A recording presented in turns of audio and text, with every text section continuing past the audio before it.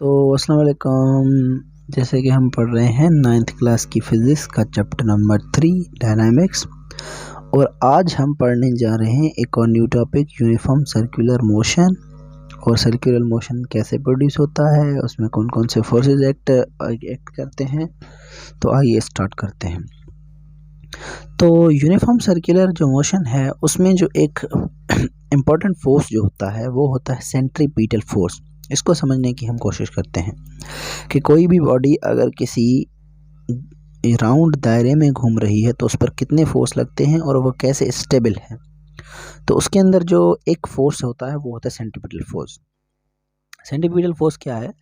The force required to move a body along a circular path is called centripetal force. अब वो force जो किसी भी body को एक सर्कुलर पाथ में मूव कराने के लिए जो काम आता है, जो मूव कराता है, उसमें उसी फोर्स को हम कहते हैं कि ये है सेंट्रीपिटल फोर्स।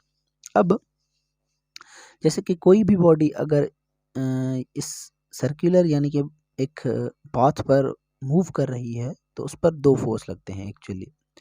एक फोर्स लगता है अंदर की तरफ, सेंटर की तरफ, एक फोर्स लगता है बाहर की तरफ, ऊपर की तरफ। अब ये जो अंदर वाला फोर्स होता है ये चाहता है कि बॉडी सेंटर की तरफ आए, और ये जो बाहर वाला फोर्स होता है ये चाहता है कि बॉडी बाहर की तरफ चली जाए। अब ये अंदर वाला जो फोर्स होता है ये होता है सेंट्रीपिटल फोर्स। ये जो बाहर वाला फोर्स होता है इसे ये कहलाता है सेंट्रीफ्यूगल फोर्स। अब जब ये दोनों फोर्सेस सेंट्रीपिटल फोर्स और सेंट्रीफ्यूगल फोर्स इक्वल होंगे तो बॉडी इस जो सर्कुलर पाथ है इस पर मूव करेगी। अगर सेंट्रीपिटल फोर्स ज़्यादा हो जाएगा तो बॉडी अंदर की तरफ चली आएगी, और सेंट्रीफ्यूगल फोर्स अगर ज़्यादा होगा तो बॉडी बाहर की तरफ चली जाएगी। और इसी के साथ इन दोनों फोर्सेस के परपेंडिकुलर होती है इस बॉडी की वेलोसिटी जो कि मूव कर रही है। तो ये तीन चीज़ें हैं, उसमें से पहला जो है सेंट्रीपिटल फोर्स, उसको हमने समझा अभी कि the force required to move a body along a circular path is called centripetal force. और इसको हम जब डिनोट करते हैं एफ सी से, एफ यानी कि फोर्स, सी यानी कि centripetal. FC the centripetal force is always directed toward the center of the circular path। अब इसका डायरेक्शन हमेशा कहाँ होगा? सेंटर ऑफ सर्किल की तरफ, यानी कि उसका जो सेंटर होगा, जो जिस पाथ पर बॉडी मूव कर रही है सर्कुलर पर, उसका जो सेंटर होगा ना, हमेशा सेंट्रीपिटल फोर्स का डायरेक्शन उसी की तरफ होगा। Depend on the three factor. अब ये सेंट्रीपिटल फोर्स किन चीज़ों पर डिपेंड करता है? एक, the velocity of the object v, जो ऑब्जेक्ट मूव कर रहा है उसकी वेलोसिटी कितनी है। The object distance from the centre to the R. अब ये सेंटर पॉइंट से ये ऑब्जेक्ट तक ये जो डिस्टेंस है ये होता है आर, रेडियस होता है जैसे कि सर्किल का। तो इस रेडियस के डिस्टेंस पर भी डिपेंड करता है कि कितना डिस्टेंस होगा, जो इसके साथ वेरी करेगा। और थर्ड जो है the mass of object moving with the moving. और जो थर्ड चीज़ है वो क्या है? मास। ये जो ऑब्जेक्ट मूव कर रहा है इसका मास कितना है। तो इन चीज़ों पर सेंट्रीपिटल फोर्स इन तीन चीज़ों पर डिपेंड करता है। अब देखते हैं कि कैसे डिपेंड करता है। इसका जो फार्मूला होता है F C is equal to M V square upon R, यानी कि मास मल्टीप्लाई बाय वेलोसिटी उसका स्क्वायर डिवाइडेड बाय आर। अब जैसे मास देख सकते हैं यहाँ से फार्मूले से कि इस फोर्स का मास के साथ डायरेक्ट रिलेशन है, वेलोसिटी के साथ भी डायरेक्ट रिलेशन है, मगर रेडियस के साथ इनडायरेक्ट रिलेशन है। यानी कि मास जितना बढ़ेगा ये फोर्स उतना बढ़ेगा, और जितनी वेलोसिटी बढ़ेगी तब भी ये फोर्स उतना बढ़ेगा, और जितना रेडियस है वो जितना बढ़ेगा ये फोर्स उतना कम होगा। तो ये था सेंट्रीपिटल फोर्स। उसके बाद जो सेकंड फोर्स आता है वो अच्छा, इस पर हम प्रॉब्लम करते हैं, उसके बाद हम मूव करेंगे सेंट्रीफ्यूगल फोर्स की तरफ, जो इसके अपोजिट में एक फोर्स होता है। तो इसका फार्मूला क्या हमने पढ़ा? M V square upon R. तो प्रॉब्लम को पढ़ने की, a cyclist is making a turn along a circle of radius 20 meter at a speed of 5 meter per second. If the combined mass of the cyclist pulls the cycle to the 60 kg, calculate the static friction that road exert on the tires।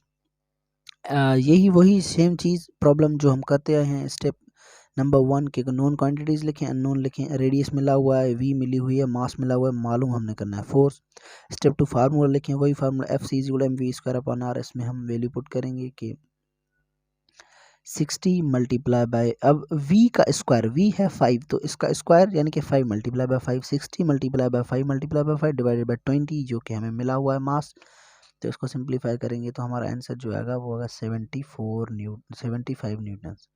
तो ये force हमें मिलेगा जो कि road exert करेगा cycle पर, वो होगा फ्रिक्शनल फोर्स, यानी कि उसको रोकने की कोशिश करेगा। फ्रिक्शनल फोर्स होता है रेजिस्टेंस टू मोशन। और अब सेकंड जो है, सेकंड फोर्स जो हमने पढ़ा उसको हम पढ़ने की कोशिश करते हैं, जो कि सेंट्रीफ्यूगल फोर्स है। अब सेंट्रीफ्यूगल फोर्स और सेंट्रीपिटल फोर्स हमेशा क्या होते हैं, एक दूसरे के अपोजिट होते हैं। Centrifugal the tendency of an object to leave the circular path and fly off in a straight line, thus it define as, वही चीज के ये जो फोर्स होता है किसी भी चीज को उसके जो सर्कुलर पाथ है उससे बाहर निकालने की कोशिश करता है। तो इसकी जो डेफिनेशन है, a force that acts outward on a body which moves along a curved path is called centrifugal force. तो वही जब कोई बॉडी कर्व्ड पाथ में मूव कर रही है उस पर जो बाहर की तरफ फोर्स लग रहा है उसे हम कहते हैं कि ये सेंट्रीफ्यूगल फोर्स है। It always directed toward the two away from the centre. अब सेंट्रीपिटल फोर्स सेंटर की तरफ होता है, ये सेंटर से बाहर होता है। The magnitude of the centrifugal force is equal but opposite in direction to the centripetal force. वही चीज के इसका जो मैग्नीट्यूड होगा, अगर कोई बॉडी यूनिफॉर्म सर्कुलर पाथ में मूव कर रही है तो इसका जो मैग्नीट्यूड होगा सेंट्रीपिटल फोर्स जितना ही होगा, मगर जस्ट इसका डायरेक्शन अपोजिट होगा सेंट्रीपिटल फोर्स की। क्लियर चीज, सेंट्रीपिटल फोर्स अगर आपको समझ आ गया तो सेंट्रीफ्यूगल तो इजी है, उसके अपोजिट है। उसके बाद आपके ये हैं सेल्फ असेसमेंट क्वेश्चंस, वही जैसे कि होते हैं, हिंट मिलेगी आपको, करने खुद से हैं।